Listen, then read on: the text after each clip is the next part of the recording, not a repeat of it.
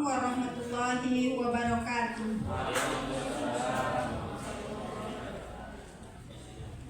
Puji dan syukur marilah kita ucapkan pada Allah Subhanahu wa Ta'ala yang telah melimpahkan rahmat, nikmat, dan karunia pada kita semua, sehingga kita masih diberikan kesempatan berkumpul dalam mengikuti kegiatan penyuluhan hukum di tempat yang yang representatif ini. Salawat dan salam tak lupa kita sampaikan pada junjungan kita Nabi besar Muhammad Sallallahu Alaihi Wasallam. Bapak narasumber serta bapak-bapak, ibu-ibu peserta kegiatan penyuluhan hukum yang berbahagia, kami dari tim hukum kantor wilayah Kementerian Agama Provinsi Sumatera Barat bahagia sekali bertemu dengan bapak-bapak, ibu-ibu semua. Mudah-mudahan bapak-bapak, ibu-ibu semua dalam keadaan sehat walafiat. Amin ya rabbal alamin. Penyuluhan hukum kita pada hari ini bertema ASN taat hukum bebas dari korupsi, kolusi, dan nepotisme. Taat hukum berarti bapak-bapak, ibu-ibu harus taat pada aturan-aturan hukum yang berlaku. Begitu juga kita sebagai ASN harus dalam bekerja harus sesuai dengan aturan-aturan dan peraturan-peraturan yang berlaku. Mudah-mudahan kita nanti tidak terjerat dalam pelanggaran hukum nantinya, yang insya Allah nanti akan disampaikan secara rinci oleh narasumber kita dari Kejaksaan Negeri Padang Panjang. Untuk mengenal beliau, narasumber kita, saya akan membacakan kurikulum vitae beliau.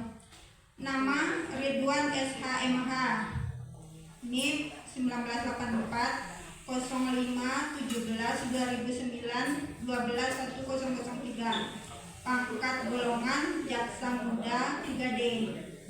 Tempat dan tanggal lahir Padang 17 Mei 1984. Alamat rumah Jalan Koto Kaci, Mata Air, Kota Padang. Alamat kantor Jalan Kiai Haji Ahmad Dahlan nomor 3, Padang Panjang. Jabatan sekarang Kepala Seksi Perdata dan Tata Usaha Negara Kejaksaan Negeri Padang Panjang. Pendidikan terakhir beliau S2. Pengalaman jabatan: 1. Kepala Seksi Tindak Pidana Umum Kejaksaan Negeri Solo 2008 sampai 2021. 2.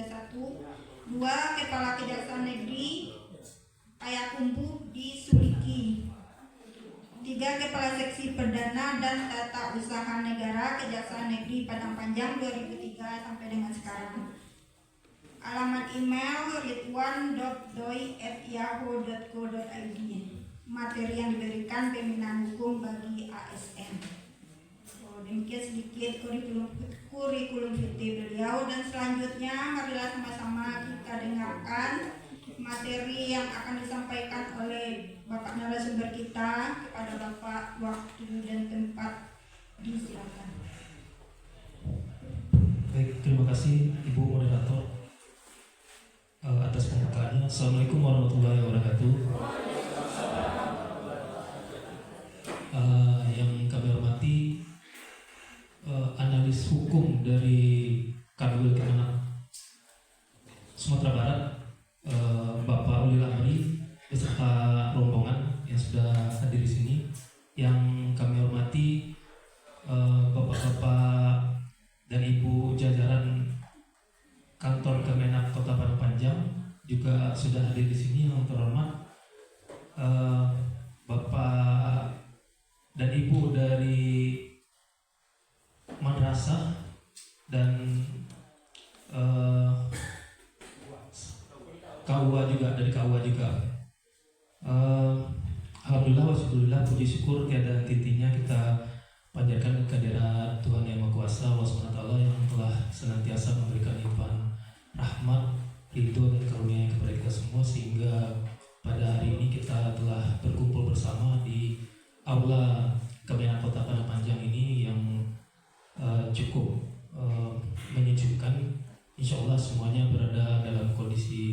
tanpa kurang satu apapun. Salawat dan salam tidak lupa kita aturkan kepada Rasul junjungan alam yakni Nabi besar Muhammad SAW.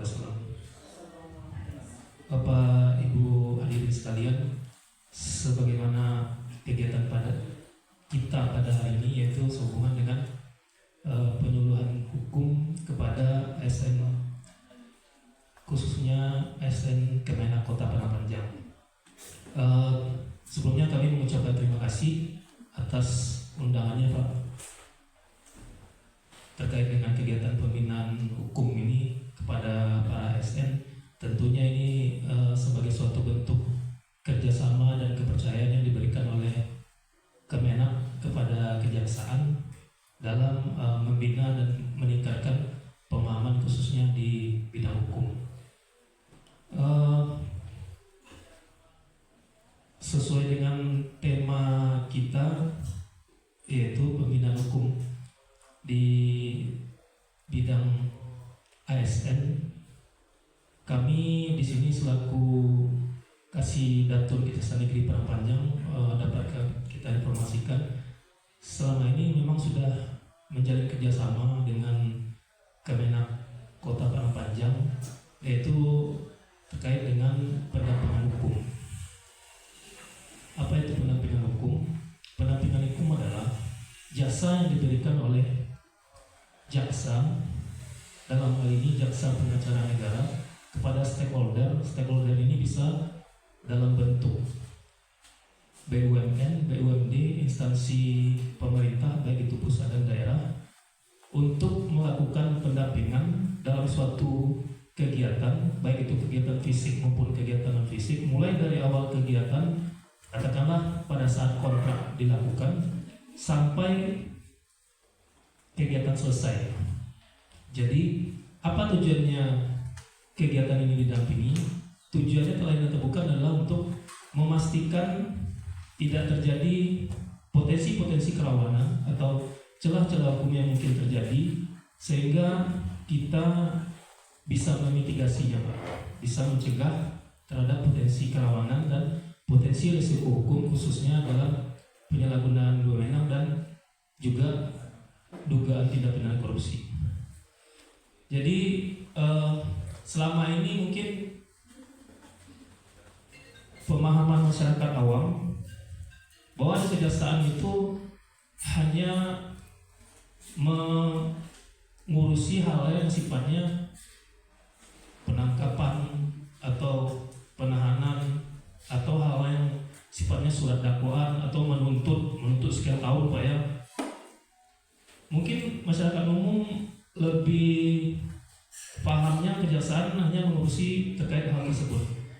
Tapi jangan lupa Bapak Ibu, di kejaksaan sendiri ada ternyata yang namanya fungsi pencegahan atau fungsi mitigasi. Nah, inilah yang menjadi salah satu kewenangan dari bidang Datun, yaitu Perdata dan Tata Usaha Negara. Jadi kita di sini bukan mengawasi atau mengurusi hal yang sifatnya penangkapan penahanan, tapi kita di sini fokus tusinya adalah dalam upaya preventif atau pencegahan. Kalau kita kaitkan dengan tugas Bapak Ibu sekalian sesuai dengan bidangnya masing-masing, baik itu di KUA kah atau di sekolah kah, ini semua kan segala kegiatan yang dilakukan menggunakan anggaran negara, bukan anggaran pribadi. Ada yang menggunakan anggaran pribadi Pak? Nggak ada Pak. Jadi pastinya ini semua menggunakan anggaran negara yang secara sah dan resmi terukur, karena ini instansi pusat, jadi ini APBN Pak ya, APBN. Nah, dikarenakan ini anggaran negara, tentu penggunaannya dan pemanfaatannya harus terukur, harus tepat guna dan tepat sasaran. Jangan sampai nanti duit sudah keluar, duit sudah digunakan, ternyata hasil yang dirasa atau aspek kemanfaatannya ternyata melenceng atau atau keluar dari koridor yang seharusnya. Nah, ini butuh penegasan bagi Bapak Ibu sekalian, di mana ketika Datun mendampingi proses dari rangkaian kegiatan tersebut, disinilah kami memastikan agar koridor-koridor hukum, agar aspek-aspek hukum yang terkandung dari rangkaian kegiatan yang akan dijalankan ini tidak keluar daripada semestinya. Contohnya Pak, yang sudah kita dampingi adalah kegiatan pembangunan plywood ini. Ini kita dampingi. Sebenarnya kita tidak masuk atau mencampuri dalam hal yang wilayahnya secara fisik, secara konstruksi. Itu bukan domain kita. Itu silakan saja dilakukan, dijalankan. Kami hanya memastikan segala aspek hukum yang terkandung dalam kontrak yang sudah disepakati ini berjalan on the track sesuai dengan koridor hukum yang telah, supaya jangan tergelincir Pak. Misalnya dari segi timeline waktu ini sudah lewat, kalau sudah lewat harusnya dilaksanakan apa, harusnya dilakukan apa, harusnya dilakukan rapat teguran atau SCM di situ. Nah ini kadang PPK lengah atau karena saking banyak pekerjaan, disinilah fungsi kami selaku JPN untuk mengingatkan itu semua. Itu salah satunya Pak. Silakan Bu. Nah ini sekilas tentang kejaksaan. Oke, boleh sambil berdiri Pak.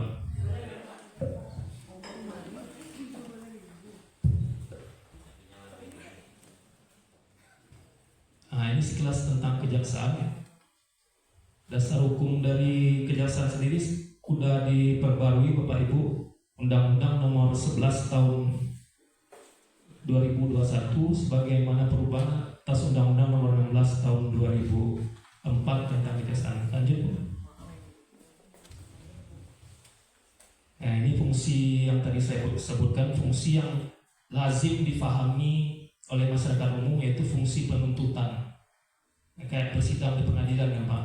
Maka saya rasa nggak ada yang tahu itu Pak Jaksa dan Pak Hakim itu tugasnya sidang di pengadilan. Nah, ada nyanyi Pak. Lanjut Bu.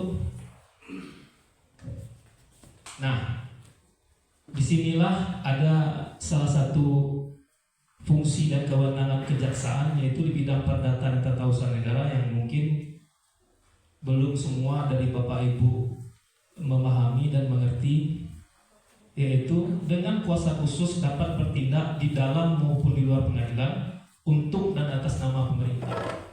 Untuk dan atas nama pemerintah ini contohnya ya tadi itu BUMN, BUMD, kemudian juga instansi pemerintah baik pusat maupun di daerah. Jadi kalau yang mohon pendampingan hukum itu misalnya orang per orang gimana? Nah itu tidak bisa Bapak Ibu. Iya Pak? Lembaga pemerintah Pak. Jadi ada yang memohonkan pendampingan hukum misalnya dari orang pribadi atau swasta, nah itu tidak menjadi lingkup kewenangan kami Pak. Lanjut Bu. Cuman Pak ini Pak, itu kita akomodir di kewenangan yang lain, yaitu di kewenangan pelayanan hukum. Jadi ada semacam pos bakum atau pos pelayanan hukum di kantor kami, yang mana masyarakat umum bagi yang merasa punya problem hukum di bidang keperdataan, misalnya problem tanah kah, sengketa tanah, waris segala macam, ini tidak mendapat pemahaman yang memadai, bisa berkonsultasi di kantor kami, dan itu gratis Pak, gratis Bapak Ibu, hanya menyediakan KTP saja. Tapi kalau misalnya persoalan pidana, jangan konsultasi di kantor kami Pak, yang konsultasi gratis tadi itu langsung ke kantor polisi Pak. Nah ini kejaksaan dapat memberikan pertimbangan dalam bidang hukum kepada instansi pemerintah lainnya. Nah inilah yang tadi saya sampaikan, pertimbangan hukum itu berupa pendampingan hukum. Apa-apa kajian-kajian, telaah-telahan yang menyangkut masalah hukum, karena Bapak Ibu mungkin untuk konteks persoalan hukum tidak begitu memahami. Saya nggak tahu Bapak di sini ada yang SA juga Pak. Mungkin Bapak Ulil SA kayaknya karena analis hukum ya. Iya Pak ya? Saya SAI Pak. SAI Pak ya? Saya SA Pak. Bu moderator Pak. Iya. Tapi SAI sama juga kurang lebih itu juga Pak ya. Jadi karena kita masing-masing punya bidang untuk kompetensi ahlinya, sehingga supaya Bapak Ibu tidak direpotkan hal-hal tersebut, maka disitulah fungsi kami untuk mendampinginya. Jadi kalau kita lihat ya Bapak Ibu, untuk kegiatan-kegiatan yang ada di masing-masing satker atau lembaga, katakanlah di KUA, ini kan banyak anggaran-anggaran yang memang penggunaannya harus terukur. Misalnya di sekolah sendiri ada dana bos. Dana bos ini manakala tidak dikelola dengan baik, karena faktor ketidaktahuan Pak, mengambil langkah sendiri, mengambil kebijakan sendiri, gampang melakukannya, ternyata berbuah kepada dugaan tindak pidana korupsi. Ini sudah ada yang terjadi. Nah, untuk itu di sini kami juga menyampaikan kepada Bapak Ibu, manakala ternyata ada semacam keraguan-raguan atau ketidakpahaman atau kegamangan dalam mengelola dana yang ada di satker dan lembaga masing-masing, silakan berkonsultasi kepada kami. Kami terbuka untuk itu, termasuk untuk di Kemenak Kota Padang Panjang sendiri kita sudah MOU nih, dan MOU masih berlaku Pak, sehingga untuk berkonsultasi mendapatkan pelayanan hukum itu bisa kita lakukan kapan saja gitu Pak. Silakan untuk datang ke kantor, kita bisa memberikan waktu, asal jangan di luar kantor Pak.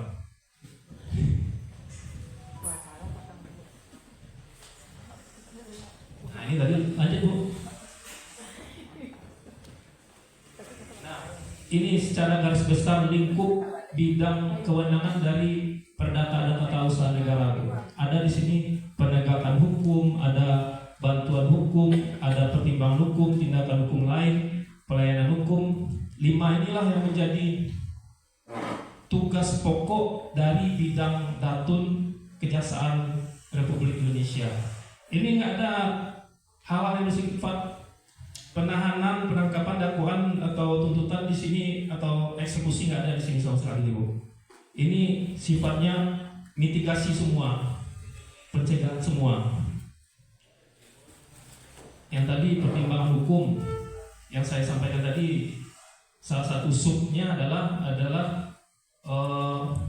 pendampingan hukum tadi atau legal assistant, baik itu di dalam maupun di luar pengadilan untuk penegakan hukum. Nah, ada lagi Pak, penegakan hukum bidang litigasi yang menjadi bagian dari kewenangan kejaksaan sendiri. Apa itu penegakan hukum di bidang litigasi? Yaitu upaya yang dilakukan oleh jaksa pengacara negara untuk mendaftarkan gugatan keperdataan ke pengadilan atas kuasa khusus dari pihak yang memberikan kuasa. Itu tujuannya adalah untuk kepentingan umum dalam konteks itikat baik. Contoh, saya berikan contohnya. Misalnya ada suatu perusahaan di suatu daerah, katakanlah berada di Padang Panjang.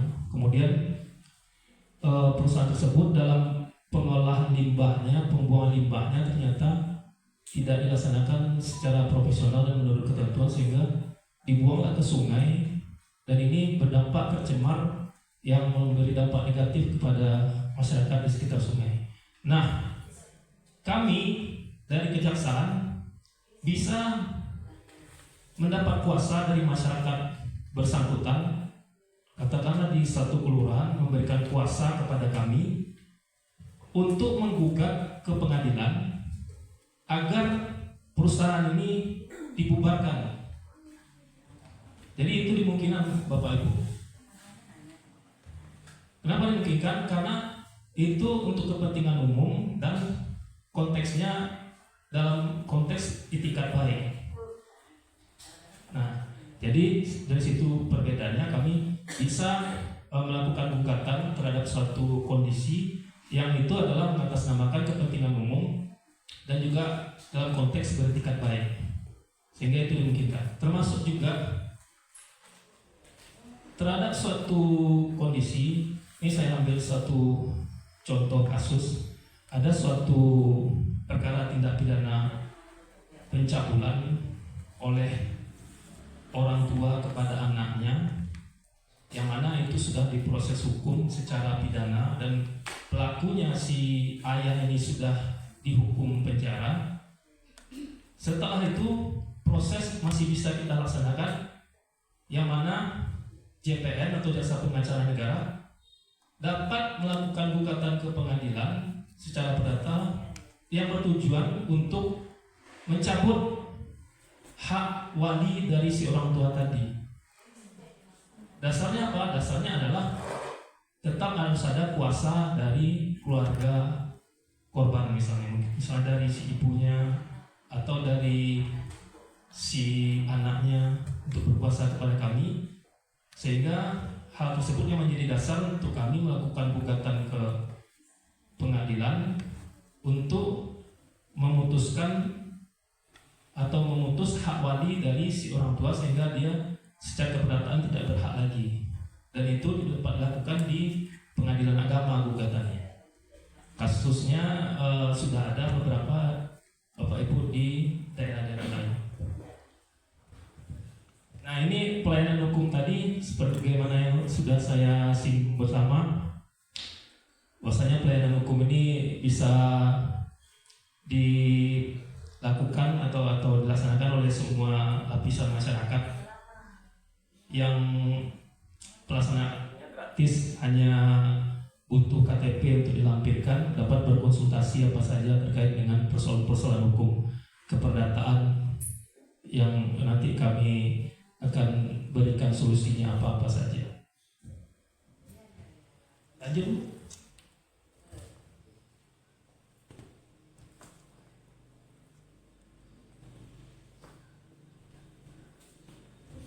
Nah, apa-apa yang disampaikan tadi termasuk pendampingan hukum yang nanti mungkin akan kita laksanakan bekerja sama dengan Bapak Ibu sekalian sesuai dengan tusinya masing-masing. Tak lain dan tak bukan tujuannya yaitu untuk penyelamatan dan pemulihan aset negara maupun kekayaan negara, supaya tidak jadi kebocoran-kebocoran daripada penggunaan uang negara tadi yang sumbernya tak lain dan tak bukan adalah dari APBN. Kemudian juga tujuannya adalah untuk menegakkan wibawa pemerintah, mewakili pemerintah dalam gugatan tata usaha negara. Untuk tata usaha negara mungkin sedikit saya singgung juga di sini. Selain perdata, kita juga memiliki kewenangan untuk melakukan bantuan hukum. Salah satu contohnya misalnya manakala pemerintah daerah, dalam hal ini pemerintah kota, digugat oleh salah seorang wali negari, ada salah satu contohnya di sini, contoh kasusnya. Nah, sehingga keputusan dari wali kota Padang Panjang itu akan dibawa ke pengadilan tata usaha negara, sehingga yang mendampingi di pengadilan tata usaha negara dalam hal ini adalah kami selaku Jasa Pengacara Negara. Jadi tidak menggunakan jasa advokat swasta atau pengacara swasta, tapi kami yang mendampingi, kami bertindak selaku pengacara, yaitu pengacara negara gitu. Jadi cukup luas kewenangan kami di kejaksaan, mulai dari penuntutan dari kami, kemudian yang menjadi pengacaranya juga dari kami. Tapi pengacara negara apa? bukan pengacara orang per orang. Kalau pengacara orang per orang itu secara umumnya boleh kita sebut pengacara komersil. Kalau kami di sini tidak dipungut biaya, tidak ada biaya, dan itu tuh berjalan berdasarkan rangkaian kegiatan, tahapan-tahapan kegiatan dari persidangan pendampingan hukum itu sendiri. Lanjut, Bu.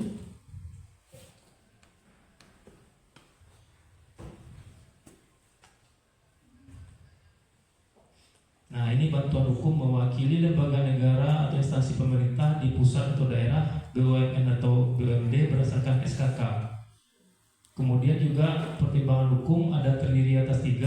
Salah satunya adalah pendampingan hukum tadi, ada legal assistant, kemudian legal opinion. Nah, kalau legal opinion ini Pak, sifatnya adalah sebelum kegiatan dilakukan atau pendapat hukum. Bapak Ibu mungkin ada kegampangan, keraguan dalam menentukan sikap atau arah kebijakan pada saat penggunaan anggaran negara. Nah, menyikapinya dengan cara berkonsultasi dan dengan kami memintakan pendapat hukum atau legal opinion. Ini anggarannya, arahnya mau dibawa kemana sih? Ini kebijakannya sudah tepat atau belum sih? Nanti kami bersurat ke kami, nanti kami tindak lanjuti dengan membuat semacam legal opinion atau pendapat hukum secara tertulis, dan mudah-mudahan itu bisa menjadi solusi dan bisa menjadi pegangan bagi Bapak Ibu sekalian dalam penggunaan atau pengelolaan keuangan negara tadi. Kemudian pelayanan hukum sebagaimana yang saya sampaikan barusan, dan juga penegakan hukum yang pembubaran PT, pencabutan hak wali anak, kemudian juga termasuk juga di sana untuk mencabut hak paten dari suatu produk atau merek. Ini juga menjadi bagian dari kewenangan Datun Kejaksaan Republik Indonesia. Manakala hak paten yang beredar tersebut dirasa tidak memberikan manfaat yang baik kepada masyarakat, dengan surat kuasa yang kami terima dari masyarakat ini bisa kami daftarkan gugatannya untuk memutus paten tersebut. Lanjut, Bu. Lanjut, Bu. Nah, ini bantuan hukum yang tadi. Selanjutnya, Bu.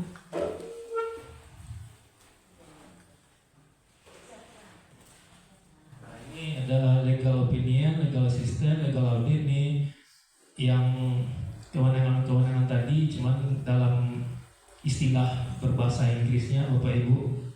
Ada pendapat hukum adalah sebelum kegiatan dilaksanakan, kemudian pendampingan hukum adalah pada saat, kalau pendapat hukum adalah pada saat sebelum kegiatan dilaksanakan, pendampingan hukum pada saat kegiatan dimulai sampai kegiatan selesai dilaksanakan secara berkelanjutan. Sementara audit hukum adalah melakukan audit setelah kegiatan selesai dilaksanakan. Mungkin Bapak Ibu setelah melaksanakan suatu rangkaian kegiatan yang menggunakan anggaran negara sesuai dengan tusinya masing-masing, ini membutuhkan jasa kami dalam hal audit. Auditnya bukan audit keuangan, Bu ya, audit dalam hal prinsip dan aspek hukum apakah sudah diterapkan sebagaimana mestinya. Kalau audit keuangan bukan kapasitas kami, Bu. Kami juga bingung kalau keuangan. Jadi apakah ini sudah sesuai dengan koridor? Ini kan ditelaah semua setelah kegiatan selesai dilaksanakan. Lanjut, Bu. Nah, ini pelayanan hukum tadi terkait masalah perdata dan tata usaha negara diberikan secara cuma-cuma. Kalau ini baru orang per orang atau swasta bisa dimungkinkan untuk datang berkonsultasi hukum kepada kami, khusus untuk pelayanan hukum. Lanjut.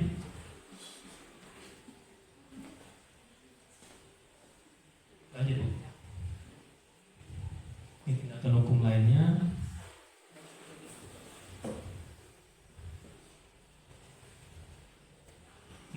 ini sebagaimana yang saya singgung di awal tadi, siapa saja yang dapat menggunakan jasa pengacara negara. Dari namanya aja udah jelas Pak, jaksa pengacara negara. Jadi dia khusus menjadi pengacara untuk negara. Baik itu negaranya konteksnya pemerintah pusat atau daerah, atau badan usaha milik negara, badan usaha milik daerah, kemudian juga badan hukum lainnya. Nah, untuk masyarakat dan lembaga swasta yang bisa kita akomodir yaitu dalam aspek khusus pelayanan hukum saja. Baik, mungkin sedikit stressing dari saya. Silakan bagi Bapak Ibu yang mempunyai keraguan-keraguan terhadap penggunaan atau pengelolaan kegiatan dan keuangan yang ada di anggarannya masing-masing, agar tidak terjebak pada situasi yang memang berpotensi untuk menyeret kita ke suatu kondisi yang sama-sama tidak kita harapkan, yang mana nanti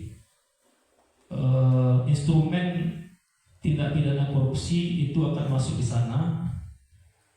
Maka kami dalam hal ini menggugah agar Bapak Ibu kalau ada keraguan silakan berkonsultasi dengan kami, silakan untuk datang kepada kami, sehingga potensi-potensi kerawanan dalam penggunaan anggaran negara ini dapat kita antisipasi dan dapat kita cegah bersama, sehingga prinsip-prinsip dasar pengelolaan keuangan aparatur negara yang baik itu dapat kita laksanakan bersama.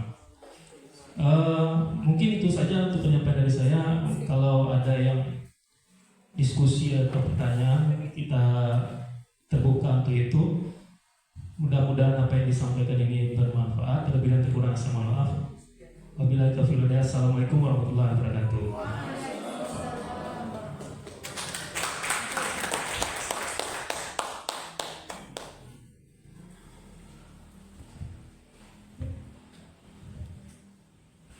Terima kasih kita ucapkan pada Bapak narasumber kita yang telah menyampaikan materi kepada kita semua. Selanjutnya kita masuk sesi tanya jawab. Kami silakan kepada bapak-bapak, ibu-ibu yang ingin bertanya. Akan Pak Ketua. Assalamualaikum warahmatullahi wabarakatuh. Tanyakan kepada Pak materi Bapak Ridwan SHMH asli Padang ya? Padang ya. Alhamdulillah, terima kasih sekali lagi sudah memberikan materi di hadapan jajaran ASN Kemenak Pak. Kami dari tim hukum menyampaikan tentu keinginan kita adalah bagaimana seluruh ASN ini paham dan terbebas dari akibat hukum negatif dari apa yang diambil dalam setiap kebijakan. Pertama, dari MOU yang sudah dilakukan oleh Kemenak Kota Padang Panjang, apakah MOU ini juga berlaku sampai ke madrasah ataupun KUA, sehingga tidak perlu ada MOU lanjutan, bisa langsung dari jajaran madrasah ataupun KUA bisa menggunakan MOU ini untuk bekerjasama dengan Bapak. Yang pertama. Yang kedua, Bapak ini walaupun JPN, Jaksa Pengacara Negara di Datun, tapi tentu satu atap dengan Jaksa Penuntut Umum ataupun Jakpitsus, Jaksa Pidana Khusus Korupsi. Bagaimana nanti kalau seandainya kami mau berkonsultasi mengambil sebuah kebijakan berkenaan dengan keuangan, apakah ini tidak bocor ke sebelah Pak? Jangan ini jadi data data dukung untuk ini di madrasah ini udah ada nih untuk korupsi ini ya. Bagaimana jaminannya Pak? Jadi kita pun tidak was-was untuk konsultasi seperti itu. Kemudian kalau untuk dana anggaran dari APBN di madrasah, di kantor KUA ataupun di Kemenak, itu kan ada yang namanya korupsi, penyalahgunaan anggaran Pak. Tapi misalnya di lapangan, di KUA ataupun di madrasah, ada misalnya infak, IPA. Misalnya kita ada madrasah membangun ruangan kelas tapi tidak ada tanah. Ada yang mau membebaskan tanah, maka untuk membebaskan tanah ini anggaran juga tidak ada dari kantor misalnya. Lalu adalah IPA misalnya gitu. Apakah itu dibolehkan? Atau mungkin kita bisa melalui tangan datun atau kejari, bisa nggak kita minta tanah kepada Pemda? Misalnya kita udah bersurat ke Pemda minta tanah untuk pembangunan RA, kita tidak dapat. Lalu melalui datun nanti kita bermohon agar datun ataupun kejari memintakan tanah itu untuk Kemenak untuk di madrasah kita gitu. Nah, berkenaan dengan tindakan hukum lainnya di datun, Pak. Jadi karena kita di madrasah ataupun di Kemenak itu kadang-kadang untuk penyediaan lahan agak susah, Pak. Sementara minat untuk masuk madrasah itu tinggi. Nah, jadi untuk pengadaan tanah ini mungkin untuk kita minta ke Pemda, mungkin kadang-kadang Pemda juga enggan mengasihkan. Maka apakah dengan kekuatan Kajari kita bisa untuk memintakan tanah itu? Barangkali itu untuk memancing sesi kita. Terima kasih. Assalamualaikum warahmatullahi wabarakatuh.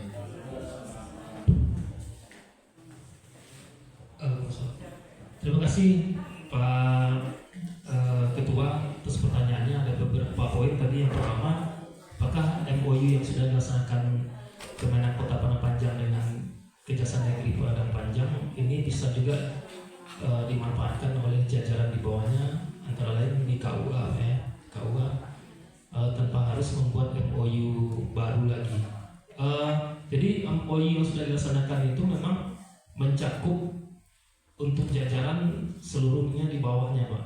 Ini sangat dimungkinkan ketika misalnya kita sudah melakukan MOU dengan Pemko Padang Panjang, ini juga berarti bahwa kegiatan-kegiatan yang akan dilaksanakan ini bisa juga dilakukan atau diperluas ke jajaran misalnya Dinas Pendidikan, Dinas Pangan dan Pertanian, Dinas Pora. Ini sudah bisa dilakukan karena sudah sifatnya include menyeluruh.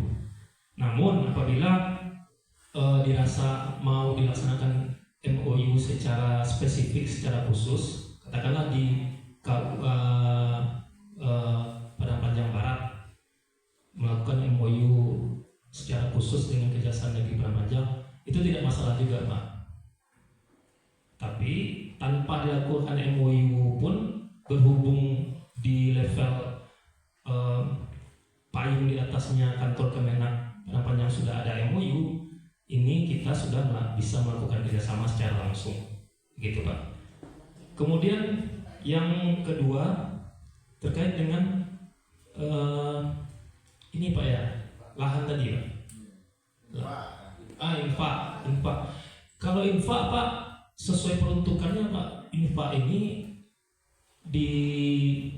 diedarkan atau disampaikan, diinformasikan kepada masyarakat yang akan memberi infak. Fungsi atau tujuannya untuk apa dulu Pak? Misalnya ini infak apa? Infak sedekah untuk pembebasan lahan misalnya, atau infak untuk MTQ misalnya. Nah, sesuai peruntukan aja Pak. Sesuai peruntukan. Sepanjang masih sesuai peruntukan, mungkin yang menjadi unek-unek Pak Ketua tadi dalam persiapan kegiatan tersebut ada biaya-biaya operasional ya. Pertama kita kan mengumpulkan dana dari masyarakat ataupun dari siswa kalau di madrasah. Nah pertama dasar hukumnya nggak ada, dasar hukum untuk pemungutan itu. Ya. Tapi kita butuh anggaran itu untuk melaksanakan kegiatan seperti di KUA untuk MTQ tingkat kecamatan. Tidak ada dasar hukum pemungutan anggaran, tapi kita menyebarkan sumbangan, infak gitu kan, sumbangan untuk pelaksanaan MTQ. Nah, apakah kalau di anggaran negara itu namanya korupsi, apakah ini tidak nanti terjatuh kepada pungli ataupun ya seperti sumbangan tidak punya dasar hukum? Jangan-jangan nanti ketika kita merasa ini bahwa ini sebuah kebaikan untuk MTQ misalnya, atau untuk membebaskan lahan untuk madrasah atau untuk membeli mobil untuk madrasah, ternyata apa yang kita lakukan minta sumbangan kepada siswa atau kepada masyarakat ternyata ini bersifat pungli. Nah itu. Baik, makanya harus dipastikan dan dikunci dulu Pak. Konteks kegiatannya adalah infak. Infak kalau sepemahaman saya berarti sukarela, tidak ada pemaksaan. Nah, sepanjang hal tersebut dilakukan tanpa ada pemaksaan atau penetapan jumlah sekian. Nah, kalau sudah ditetapkan berarti kan ada hak dan tanggung jawab di belakangnya Pak. Jadi yang harus menjadi stressing penekanan di sini, infak berarti sifatnya sukarela, tidak ada pemaksaan. Kemudian tetap pada saat penggunaan dan peruntukannya sesuai dengan bunyi infak tadi, infak untuk MTQ, infak untuk lahan segala macam, sesuai dengan proposal lah, seperti itu. Jangan sampai keluar dari hal tersebut Pak. Nah, kalau sudah keluar, nah ini kan sudah bungli jatuhnya Pak. Sudah dimanfaatkan untuk kebutuhan atau kepentingan lain, misalnya kepentingan pribadi atau apa. Nah, ini sudah menyalahi. Saya khawatirnya nanti bisa dilaporkan baik itu penggelapan maupun tindak pidana korupsi, karena pada saat menyebarkan infak itu mau gak mau kan membawa atau mengatasnamakan instansi Pak, instansi. Nah, ini takutnya jatuhnya larinya ke dugaan penggelapan dalam tindak pidana korupsi, demikian Pak. Jadi itu stressingnya, pengunciannya tidak ada pemaksaan, sifatnya sukarela, dan penggunaan dan peruntukannya sesuai dengan pada saat infak itu dikumpulkan atau disebarkan kepada masyarakat. Berarti jawabannya boleh Pak ya, tapi dengan dua catatan tadi, tidak ada paksaan jumlah dan ada sesuai dengan SOP yang peruntukannya. Iya, boleh Pak. Boleh Pak. Infak. Karena infak ini dari dulu memang sudah ada Pak. Tapi kalau sebagian nanti infak kan di masjid Pak, kok di sekolah ada juga infak? Ya. Jadi mungkin lebih tepatnya Pak, kita ganti namanya sumbangan kali Pak ya. Sumbangan Pak. Sumbangan yang tanpa ada paksaan, dengan tidak menetapkan tarif atau nominal yang ditentukan. Ini kita nggak tahu dari sekian banyak siswa atau orang tuanya dengan penetapan nominal itu mungkin saja merasa keberatan Pak, karena kondisi ekonominya masing-masing kan jelas berbeda-beda juga. Seperti itu. Kalau yang konteksnya seperti yang Pak Ketua sampaikan, berarti lebih tepat kita memberikan penamaannya adalah sumbangan Pak. Sumbangan sukarela. Sumbangan sukarela.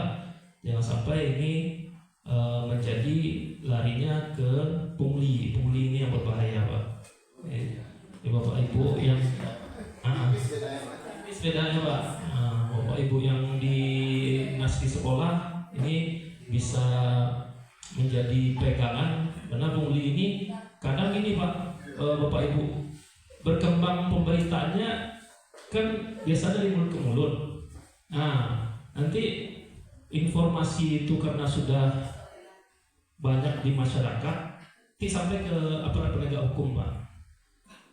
Ya, berkembangnya cepat kalau yang sifatnya pungli itu cepat dari mulut ke mulutnya. Mudah-mudahan di kita nggak ada Pak ya.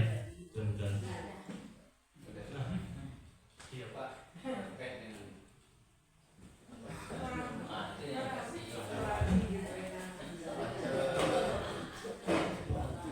Dalam pendidikan, dalam undang-undang pendidikan itu kan ada juga kewajiban untuk terhadap biaya pendidikan. Ya, ada unsur pemerintah sudah jelas, kemudian ada masyarakat,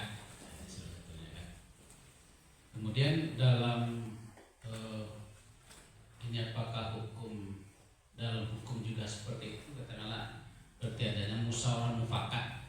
Nah, kedudukan musyawarah mufakat itu dalam hukum kita ini apakah masih ada peluang untuk bisa dijerat gitu. Artinya misalnya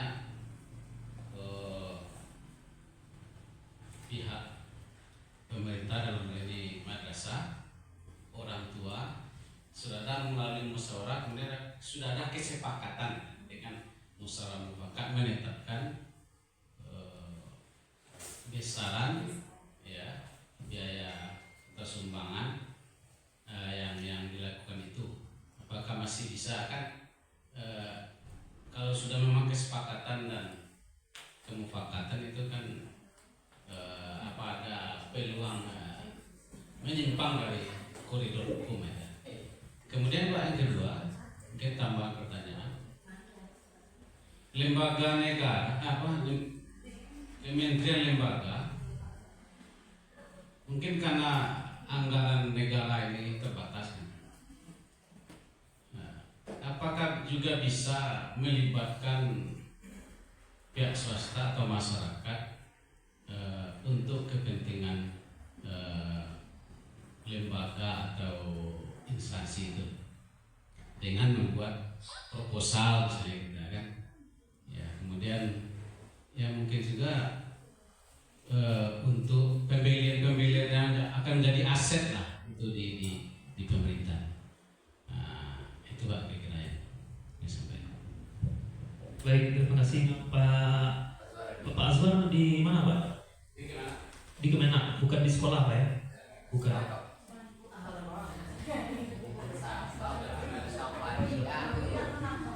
Menambahkan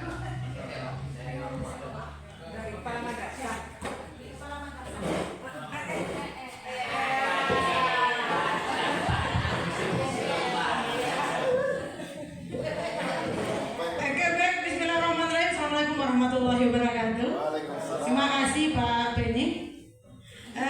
Juga terima kasih Bapak pemateri kita hari ini luar biasa. Karena saya perkenalkan Pak, saya Laina, Kepala Man 1 Kota Parangpanjang. Man 1 baru beberapa bulan jadi kepala madrasah. Oke. Dan ini memang sebenarnya sudah lama ingin kami tanyakan. Alhamdulillah Kementerian Agama di sini menginisiasinya untuk bertemu sama Bapak. Seperti apa yang dikatakan Bapak Azwar Hadi tadi. suami saya. Iya, suami saya. Gitu. Jadi takut mungkin istrinya akan terjerat gitu, Pak ya. Terjerat hukum gitu. Di sini kita memang madrasah sesuai dengan peraturan Menteri nomor 75 tahun 2016 tentang komite madrasah. Itu ada pasal 1 ayat 3 kalau saya lihat di sana, bahwasanya bantuan pendidikan itu yang selanjutnya disebut bantuan pemberian uang, barang, jasa dengan syarat-syarat yang disepakati. Nah kan itu, kita di madrasah memang ada dana BOS, akan tetapi tidak mencukupi untuk kegiatan madrasah yang begitu banyak gitu. Nah maka dalam undang-undang itu juga dalam permen ada hak dari komite madrasah yang dibentuk dari masyarakat, kemudian tokoh masyarakat, kemudian orang tua siswa 50%, kemudian praktisi pendidikan. Nah di situ kita sudah buat semuanya. Akan tetapi karena madrasah ini adalah sasaran empuk dengan bahasa pungli tadi Pak, dengan bahasa pungli. Nah kalau seandainya tidak kita tetapkan di situ, kita baca juga kalau seandainya sumbangan sukarela is okay, boleh, dibolehkan. Akan tetapi kalau di madrasah tidak bisa seperti itu mungkin Pak.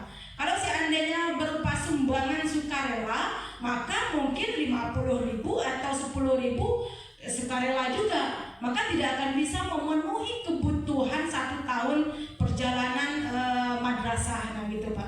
Jadi memang seperti yang dikatakan Bapak tadi, apakah bisa?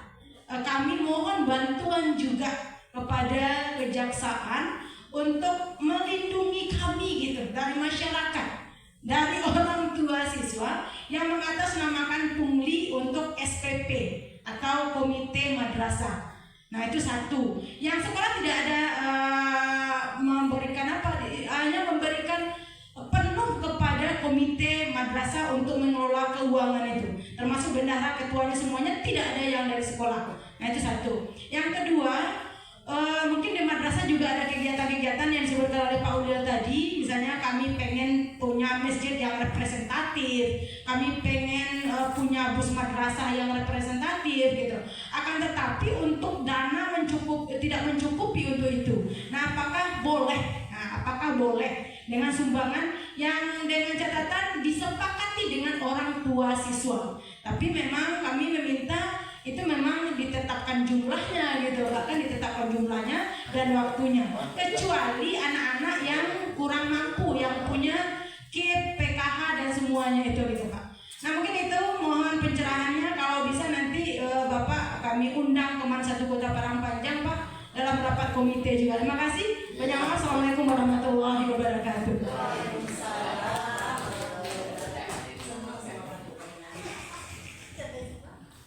Baik, terima kasih atas pertanyaannya Bu. Ya, cukup bersemangat Ibu tadi dan berapi-api, mungkin menyambung dari Bapak. Yang pertama saya ke pertanyaan dari Bapak Azwar terlebih dahulu. Apakah setelah dilakukan musyawarah dan kesepakatan di antara pihak-pihak terkait, dalam hal ini para orang tua Pak, para orang tua, kemudian muncul kesepakatan, katakanlah di situ kesepakatannya berupa nilai besaran yang telah ditentukan, ini bisa menjadi celah atau peluang nggak pada suatu waktu nantinya dilaporkan sehingga menjelma menjadi dugaan penyelewengan. Yang perlu digarisbawahi, yang perlu ditekankan adalah Pak, kalau memang itu adalah hasil musyawarah, tentu ada notulennya. Iya, ada notulen rapatnya, kemudian daftar hadirnya siapa saja daftar hadirnya, ada tanda tangan di sana. Nah, ini akan menjadi pegangan Pak bagi sekolah atau struktur kepengurusan di sekolah supaya tidak ada data atau informasi sumbang ke depannya. Kalaupun ada, kita sudah punya pegangan Pak, sudah punya pegangan, notulen rapatnya ada, tanda tangannya ada. Apakah ini memang melibatkan semua pihak di sekolah tersebut, para orang tua? Tadi ada pengecualian bahwasanya untuk siswa, anak-anak dengan keluarga kurang mampu ini akan diberikan dispensasi atau pengecualian sehingga tidak dibebankan untuk membayarkan sumbangan tersebut. Jadi ini Pak yang butuh untuk kita jadikan sebagai pegangan. Kalau perlu bikin suatu berita acara atau surat pernyataan Pak, surat pernyataan dari para orang tua siswa yang dimintai sumbangan, yang mana pada intinya menyatakan yang bersangkutan tidak berkeberatan atas sumbangan yang diberikan tersebut. Nah ini hal-hal administrasi yang bisa kita perkuat untuk memitigasi atau mencegah potensi kerawanan di kemudian hari. Salah satunya dengan membuat surat pernyataan dari masing-masing individu. Iya, masing-masing individu. Karena kalau sudah bersurat, kadang orang ini kan berubah-ubah Bu. Pada saat rapat di dalam ini secara lisan dia bilang setuju katanya. Nanti di belakang statementnya berbeda gitu kan, berkembang menjadi liar. Jadi kita kunci dengan menyuruh untuk menandatangani surat pernyataan. Lagi-lagi di situ ditekankan tidak ada pemaksaan dalam redaksi surat pernyataan tersebut. Demikian. Kemudian satu lagi pertanyaan Bapak tadi.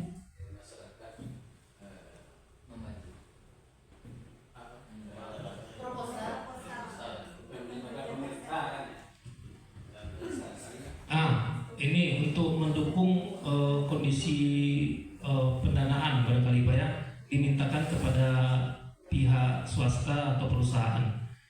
lagi-lagi pada prinsipnya sama saja Pak. Memang hal itu sah-sah saja dan dimungkinkan dengan membuatkan suatu proposal secara tertulis. Tapi uang yang sudah terkumpul yang diperoleh ini pengelolaan dan pertanggungjawabannya ini yang harus betul-betul kita menjadi concern bersama. Karena kita membuat proposal itu, meminta sumbangan itu mengatasnamakan instansi, bukan pribadi. Jadi segala rangkaian pengelolaan dan penggunaannya itu harus dipastikan tepat sasaran, pertanggungjawabannya ada, bukan nantinya digunakan untuk kepentingan pribadi. Manakala sudah digunakan untuk kepentingan individu pribadi atau memperkaya diri sendiri, maka disitulah unsur tipikornya sudah masuk. Saya kira itu Pak. Tetap benar-benar harus dipastikan semua pengelolaan sumbangan yang terkumpul ini, pemanfaatan dan penggunaannya terdistribusi secara benar, tidak digunakan untuk kepentingan yang sifatnya pribadi atau memperkaya diri sendiri. Demikian yang untuk pertanyaan Bapak. Kemudian yang Ibu sudah menjawab juga Bu? Atau? Iya, kalau seandainya di aturan itu kan nggak boleh ditetapkan. Nah, tapi kalau seandainya komite itu nggak ditetapkan susah juga kira. Nah, apakah cukup dengan membuat surat itu tadi surat pernyataan masing-masing? Kalau boleh saya tahu Bu, kalau boleh saya tahu, biasanya kalau ditetapkan tuh range-nya berapa sih Bu? Ya kan sesuai kesepakatan, tergantung kesepakatan. Iya. Misalnya 100 per bulan, misalnya per siswa. Kemudian ada yang 120 gitu. Per jenjang. Jadi gini Bu, kalau yang saya pahami berdasarkan peraturan tersebut, di situ dalam rangkaian kegiatan sumbangan itu memang tidak dibenarkan untuk mematok atau menetapkan nilai nominal sumbangan berapa. Jadi seyogyanya memang tidak usah ditetapkan, karena peraturan sudah berbicara seperti itu. Mungkin lebih kepada komunikasi dan diskusi koordinasi secara lisan saja dengan pihak-pihak yang terlibat dalam rapat tersebut, disampaikan secara perlahan bahwasanya memang secara peraturan untuk menetapkan atau mematok nilai nominal ini tidak dibenarkan, tapi kami menganjurkan kepada pihak-pihak yang terlibat agar setidaknya menyumbang sekian barangkali. Tapi untuk menentukan secara tertulis itu jangan Ibu. Jadi kita sifatnya lebih ke menggugah saja, menyampaikan seperti itu tanpa menetapkan secara tertulis. Demikian. Silakan Ibu. Pengurus komitenya kan bukan sekolah gitu Pak, tapi pengurus komitenya. Komite itu kan dari masyarakat juga, perwakilan orang tua juga.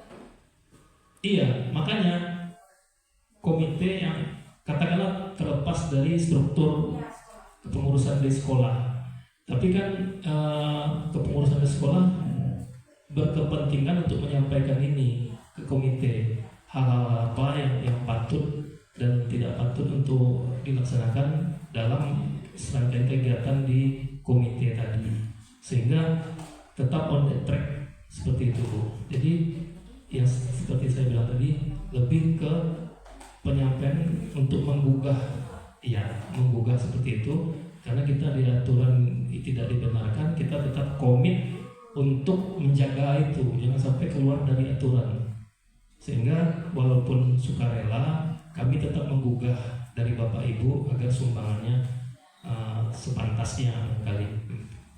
Ya Bu ya. Ada satu lagi Pak untuk masjid atau musola atau bus gitu. Boleh juga sama seperti itu. Sama Bu, sukarela sifatnya, sukarela. Kadang kayak masjid misalnya, orang kan berpikirnya berlomba-lomba untuk beramal kan Bu kalau nyumbang untuk masjid. Jadi untuk semua itu dimungkinkan. Lagi-lagi yang dikunci terhadap dua hal tadi, pertanggungjawaban dan pemanfaatannya seperti apa tanpa ada paksaan dan mematok nilainya berapa, begitu.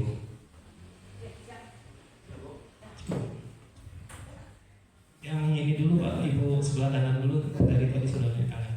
Silakan Bu. Terima kasih Pak. Menyambung dari apa yang disampaikan oleh Pak Adi sama Bu Lena tadi. Di sekolah itu cenderung sebenarnya kita juga tidak mematok berapa jumlah, tapi dominan orang tua itu menuntut tetapkan begitu bersama dengan komite. Tetapi memang dalam keputusan komite itu memang lisan disampaikan dengan jumlahnya, tetapi kenyataan di lapangan Bang, tidak semua anak yang menyumbang, dan termasuk juga anak-anak yang kategori memiliki KIP, kemudian walaupun anak tidak memiliki KIP tetapi ternyata dia termasuk golongan yang tidak mampu, kemudian malah terkadang yang mampu pun kenyataan di lapangan tidak menyumbang juga gitu. Kemudian dari data yang kami lihat itu menyumbang itu walaupun sudah ditetapkan bersama dengan orang tua itu kenyataannya di lapangan bervariasi juga begitu Pak. Jadi memang tidak secara tertulis kita membuat apa, tetapi itu kan secara lisan orang tua tadi. Kemudian yang kedua, tentu dari seandainya ada pemeriksaan, berarti dari buku penerimaan komite itu kan kelihatan itu variasinya. Nampaklah di situ dengan variasi itu sifatnya sumbangan dan tidak mengikat begitu Pak.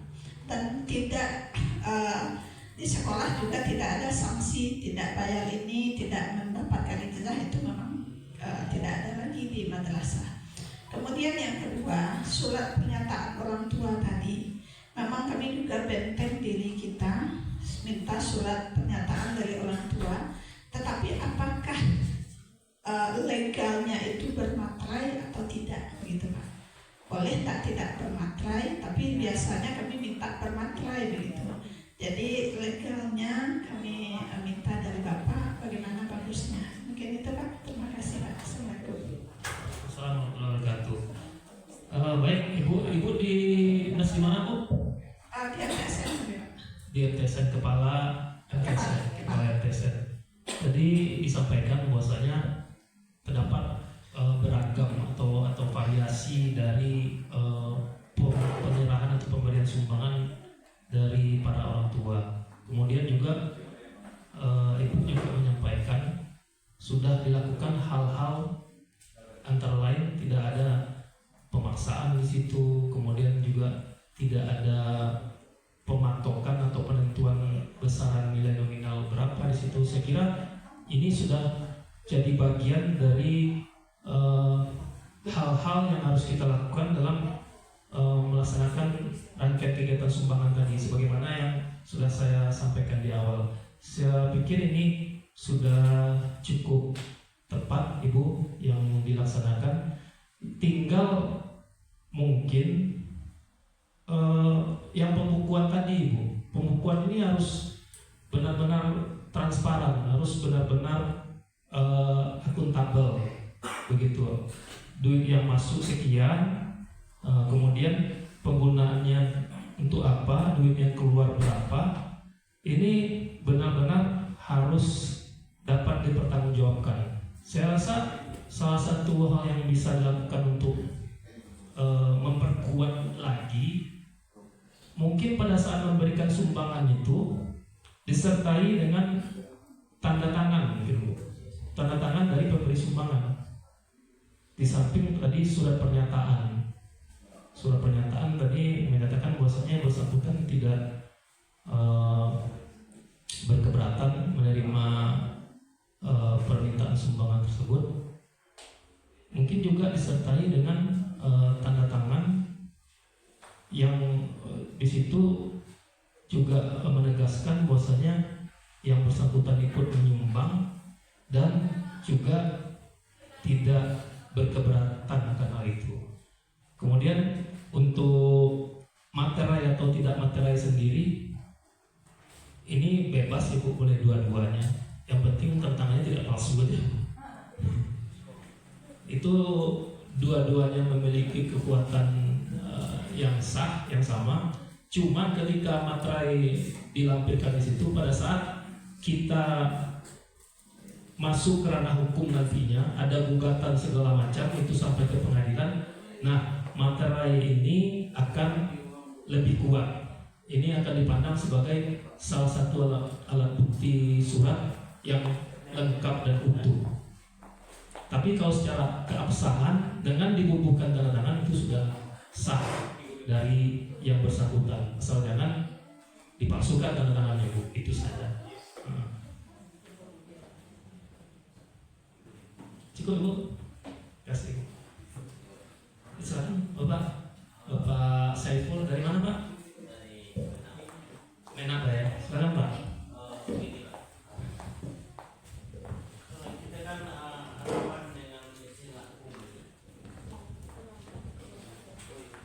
Ketika di sebuah instansi atau lembaga ada kegiatan, misalnya ulang tahun, kepada karyawan dimintakan sumbangan sesuai dengan hasil rapat bersama. Apakah ini bisa nanti jatuh pada karena ada kalanya panitia yang menjadi ragu, takut-takut nanti jadi pungli. Orang ini takut dipermasalahkan, apalagi masalah uang. Yang pertama. Yang kedua, tadi Bapak juga menjelaskan bahwa salah satu tugas dari kejaksaan mendampingi masyarakat ketika berhadapan dengan pemerintah. Kalau saya tidak salah dengar tadi, misalnya begini, dalam undang-undang kan dikatakan air sumber daya alam itu milik negara, dikuasai oleh negara dan dimanfaatkan sebanyak-banyaknya untuk kesejahteraan rakyat. Misalnya begini Pak, ada di satu tempat itu berdasarkan hasil penelitian ada sumber daya alam yang berada di tanah masyarakat. Lalu ada informasi akan masuk investor yang akan mengelola sumber daya itu. Ketika disampaikan sosialisasi kepada masyarakat, pada umumnya ada sebagian masyarakat yang menolak. Sementara pihak pemerintah sudah membuat kesepakatan dengan investor untuk menggarap sumber daya itu. Bagaimana posisi masyarakat di sini? Apakah masyarakat boleh menolak atau mencari upaya hukum supaya sumber daya alam yang ada di lokasi daerah itu tidak diolah? Bagaimana solusi terbaik? Terima kasih. Baik, terima kasih Pak Saiful. Lagi-lagi mengenai pungli, Pak ya. Salah satu contohnya ada kegiatan ulang tahun secara internal, terus kemudian dimintai sumbangan. Ya kurang lebih sama saja Pak, seperti yang saya sampaikan tadi. Karena gini Pak, istilah pungli itu kan berkembang di masyarakat Pak. Tidak bisa kita stop untuk penyampaiannya dari mulut ke mulut. Ya bisa saja dia ngasih sumbangan, tapi pas di luar atau sampai di rumah itu pungli gitu kan Pak. Sementara pungli itu sendiri memang dugaannya itu sudah larinya ke tindak pidana penyelewengan, korupsi, secara harfiahnya seperti itu Pak. Dan terkumpul uang ternyata digunakan untuk kepentingan pribadinya. Disalahgunakan, iya Pak, betul, disalahgunakan. Atau istilahnya untuk memperkaya dirinya sendiri. Nah itu baru masuk barang. Atau misalnya biaya itu yang diperlukan 10.000, dimintanya 20.000, dimintanya 15.000, yang sisanya masuk kantong sendiri. Nah itu salah itu Pak, itu kena itu Pak. Nah kalau kita dalam suatu instansi atau komunitas meminta sumbangan itu kan lazim dilaksanakan, lazim dilakukan. Kalau istilahnya swadaya Pak, swadaya.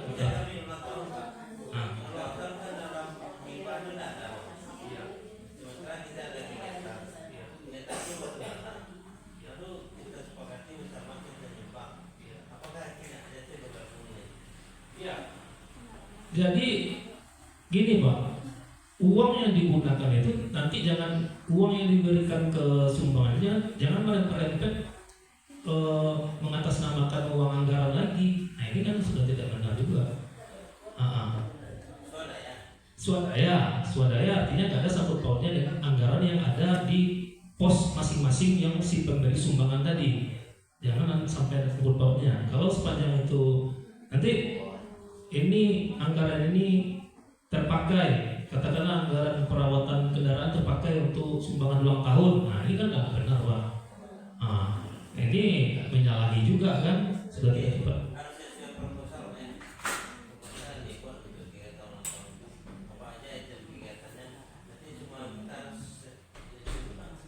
Iya, kita memberi sumbangan, kemudian sumbangan yang diambilkan itu bukan diambil dari anggaran pos anggaran resmi lagi.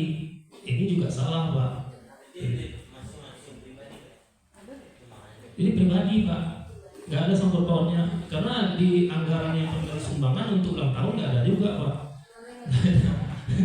Si pemberi sumbangan kalau menurut ke apanya, ke anggaran masing-masing, anggaran atau item untuk memberi sumbangan ulang tahun kan nggak ada juga. Ini konteksnya penyalahgunaan juga, begitu Pak.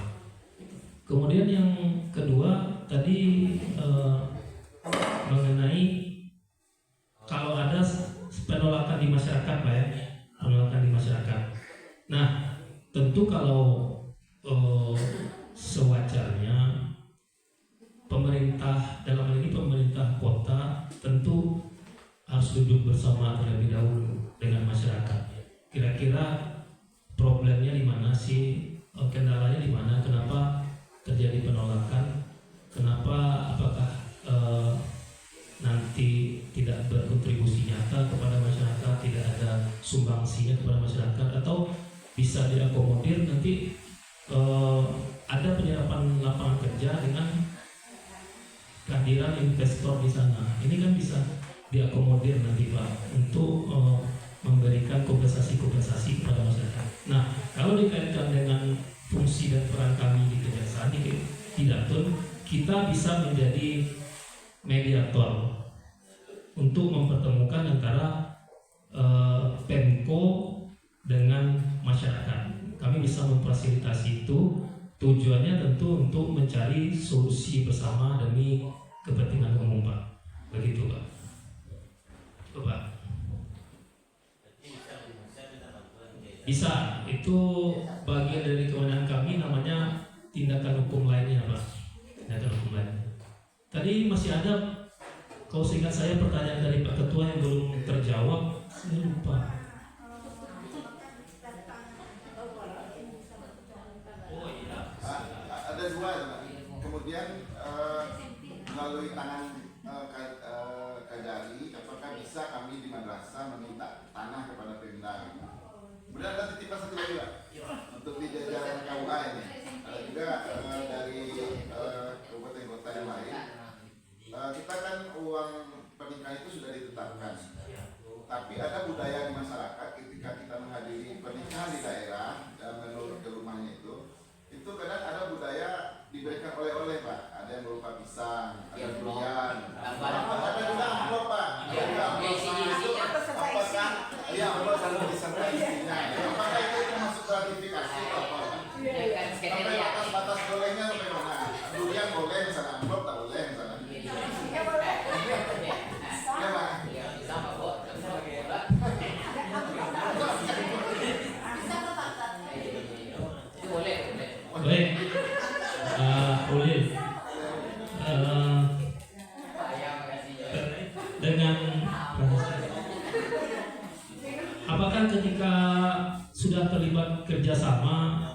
suatu kegiatan tentu terjadi diskusi, koordinasi dan komunikasi yang secara komprehensif, di mana mungkin Bapak Ibu berpandangan ada hal-hal tertentu yang merasa sifatnya rahasia, ini takutnya jadi bumerang, jadi bahan untuk dilaporkan ke kawan yang lain di kantor kami juga, gitu kan Pak. Jadi gini Pak, karena kita sudah terikat dalam MOU, kemudian juga ada sprint yang diterbitkan, sprint pendampingan. Jadi kami selaku JPN juga menjunjung tinggi prinsip-prinsip kerahasiaan, dalam hal ini katakanlah dalam tata kelola anggaran, keuangan dan lainnya. Ini akan kami jaga Pak, akan kami jaga untuk kemudian dicarikan solusi jalan keluar agar rangkaian kegiatan yang menggunakan anggaran negara ini terlaksana sesuai koridor hukum yang berlaku. Jadi karena di situ statusnya adalah pengacara negara, jadi mindsetnya berbeda Pak. Termasuk dengan prinsip-prinsip kerahasiaan itu akan senantiasa dijaga dalam rangka untuk memberikan pengelolaan keuangan negara ini secara tepat dan benar. Demikian Pak. Jadi itu Pak. Gak usah takut nanti malah disonding nanti. Disonding ke kasih hidung. Disonding ke kasih kisus. Iya, kisus. Iya. Jadi sepanjang saya pahami, kalau ada penyelewengan, misalnya katakanlah bukan di sini Pak, ya, tempat lain ada dugaan penyelewengan atau penyalahgunaan, itu indikasinya kalau indikasinya lumayan itu biasa sudah tercium duluan Pak. Sudah tercium duluan, sudah mungkin tim sudah bergerak. Nah sementara di kita ini, kita kan untuk mereduksi Pak, untuk meminimalisir potensi-potensi yang ada, celah-celah yang ada, mungkin ada kegalauan, kesilapan. Ini yang kita reduksi, ini yang kita hilangkan begitu. Nah, kalau misalnya konteksnya yang lain sudah tercium duluan Pak. Kalau yang misalnya nominalnya lumayan besar gitu kan, nah ini sudah bisa jadi tim dari instrumen lain sudah bergerak gitu Pak. Kemudian mengenai permohonan permintaan lahan, ini Kemenak sebagai instansi pusat Pak ya, meminta kepada Pemda. Nah ini kurang lebih bersama juga menjadi bagian dari kewenangan kami di tindakan hukum lainnya tadi Pak. Kita bisa memediasi, mempertemukan antara pihak Kemenak dengan Pemko untuk menyampaikan poin-poinnya apa, penekanannya apa, kebutuhan dari pihak Kemenak seperti ini, kebutuhan lahan, sehingga kita bisa juga memberi penekanan kepada pihak Pemko, begitu Pak. Jadi itu sangat dimungkinkan dan menjadi ranah dari kewenangan bidang datur kejaksaan juga untuk memediasi itu pertemuan. Jadi mungkin gaungnya akan lebih terasa Pak ketika kita mediasi daripada langsung saja Bapak aja bertemu berdua kan. Nah mungkin karena kita ya labelnya tetap penegak hukum kan Pak, walaupun datun pencegahan, ketika kita memediasi dan mempertemukan itu mungkin ada sedikit pertimbangan juga dari pihak Pemko, begitu Pak. Ya, terima kasih Pak. Yang di KUA tadi. Dari Masa tadi. Oh iya.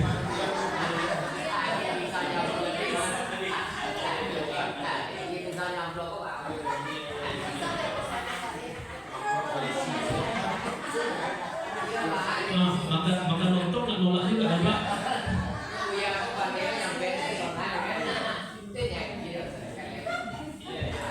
Di batas-batasnya seperti mana Bu? Iya. Ini mungkin jadi takutkan kampanye kreatif pastinya Pak. Iya kan sudah di mana untuk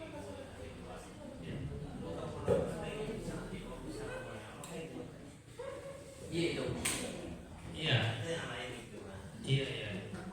Untuk nilai biaya nikah itu sudah ditentukan, Pak ya, sudah ditentukan undang-undang. Kalau nggak salah saya berapa?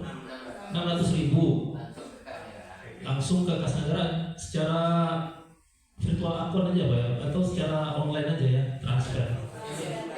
Ya, pakai kiris, sudah nggak ada lagi sistem cash, Pak ya. Nah, kemudian muncul kegampangan, ternyata mungkin dari pihak yang dinikahkan atau punya acara ada semacam rasa budaya, Pak ya.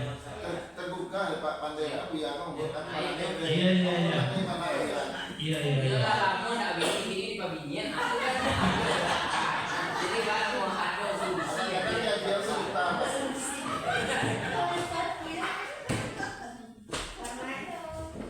Gini Pak, karena kan budaya kita ditaruhlah di Minang, khususnya gitu ya Pak ya. Rasa-rasanya seperti yang disampaikan oleh Pak Alman Budia tadi, yang kami panggil dia ya kan. Artinya kalau nggak lagi halal rantu yang lah mensahkan yang haram menjadi halal, itu istilahnya ya Budia ya. Malah kita yang merasa nggak lama lah, nggak enak lah gitu. Makanya ya, artinya tidak seberapa loh yang diberikan isi amplopnya tadi dengan kelanjutan masa depan orang berdua itu ya Bia ya.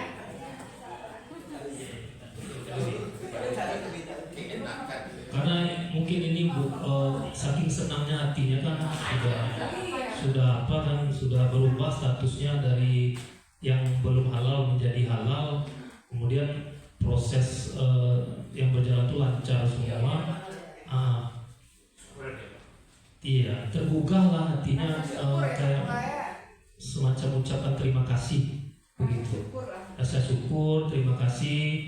Padahal untuk biaya nikah yang tarif yang ditetapkan itu sudah dibayar, masih saja mengeluarkan kayak memberi makanan atau amplop gitu kayak. Nah, apa kaitannya dengan gratifikasi? Kalau sebenarnya nilai gratifikasi itu ada sebenarnya, Pak. Nilai ambang batasnya ada yang bisa dikategorikan sebagai gratifikasi itu. Coba nanti dicari masing-masing berapa. Jadi PR nanti termotivasi pula kan. Ini masih aman nih kata. Awak di bawah itu silakan dimulai. Ini di web Dirjen Kekayaan Negara 200.000 batasan edukasi.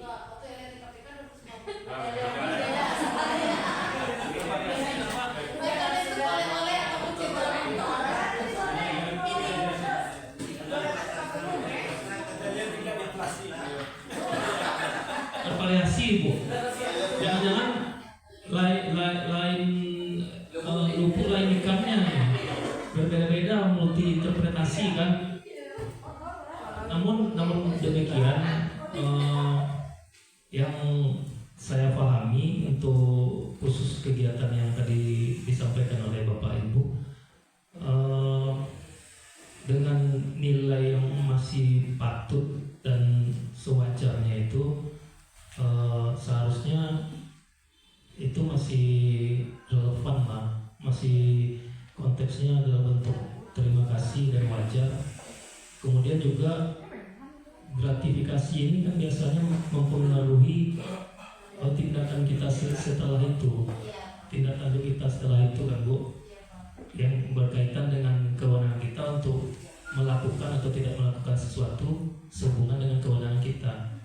Saya pikir ketika ada yang menikahkan, penghulu yang nikah, saya rasa dia gak bakal menikahkan dia lagi ke depannya kan.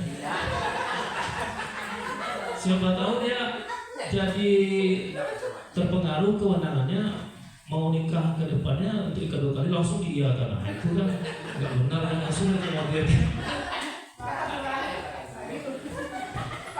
Karena setidaknya di pemikiran saya ini tidak akan mempengaruhi kewenangannya ke depannya, baik untuk melakukan atau tidak melakukan sesuatu yang berkaitan dengan kewenangannya dalam hal ini sebagai penghulu. Jadi Pak, prinsip kewajarannya di sini dalam batas yang masih relevan dan itu memang konteksnya terima kasih. Kemudian juga tidak ada penetapan atau mematok tarif sama sekali.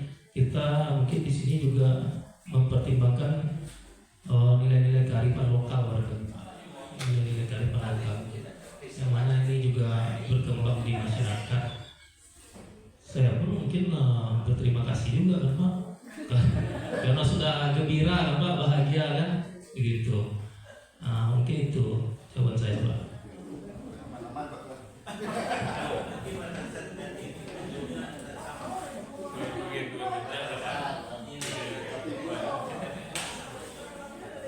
Batasan nilai gratifikasi itu coba dicari saja Pak.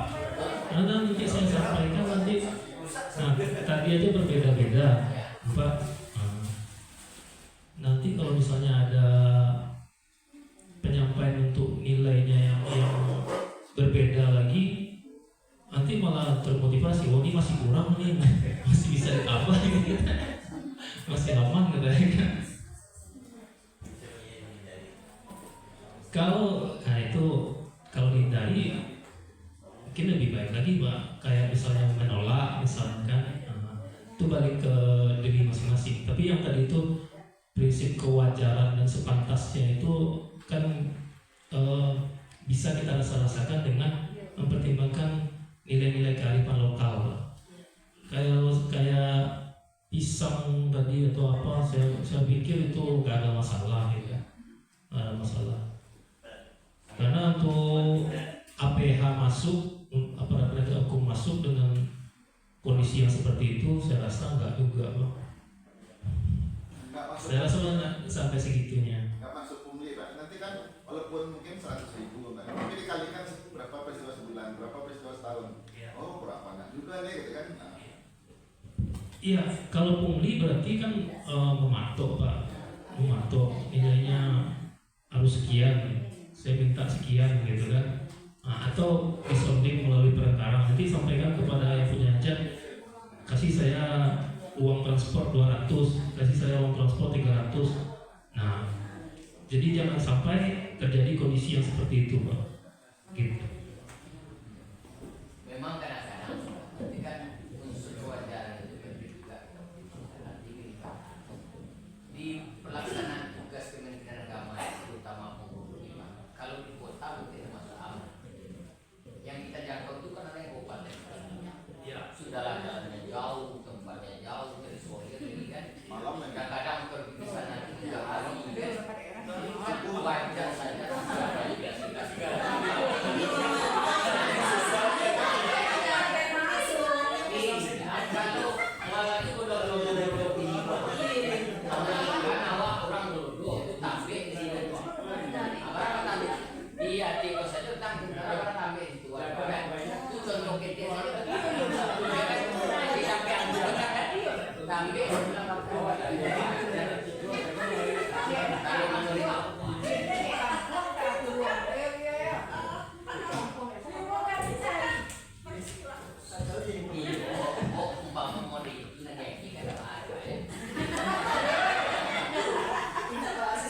Kalau untuk ini Pak, untuk biaya transport sendiri, tadi Bapak gambarkan ke sana aja jauhnya sampai 3 hari. Kalau sepemikiran saya tentu ada biaya transport dari negara juga. Dan maksudnya gini Pak, unsur kewajaran dia memberi tadi Pak, dengan kesulitan kita datang ke sana, lalu dia memberikan sesuatu kepada kita, kan wajar saja menurut pemikiran saya nih Pak. Jadi ketika kita terima itu, tidaklah rasanya itu kalau kita akan gratifikasi, itu maksudnya. Jadi pertimbangannya seperti itu Pak. Nah itu kira-kira kalau menurut individu saya gitu. Iya. Kalau mengaji terserah baca tadi juga mahal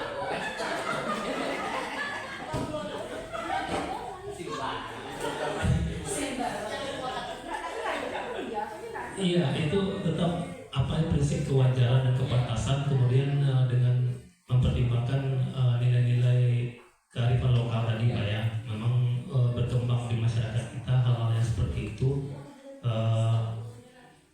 Untuk besarannya memang bervariasi. Besaran yang ditentukan untuk gratifikasi sendiri itu bervariasi. Makanya saya sampaikan tadi boleh dicari sendiri, karena tiap kegiatan besaran minimal gratifikasi itu juga berbeda, bervariasi, tergantung kegiatannya apa, seperti itu, tergantung jenis kegiatannya apa, jadi berbeda-beda juga, gitu Pak.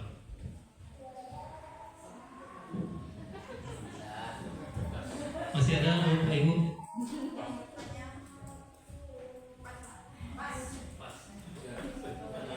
Ibu orang maki.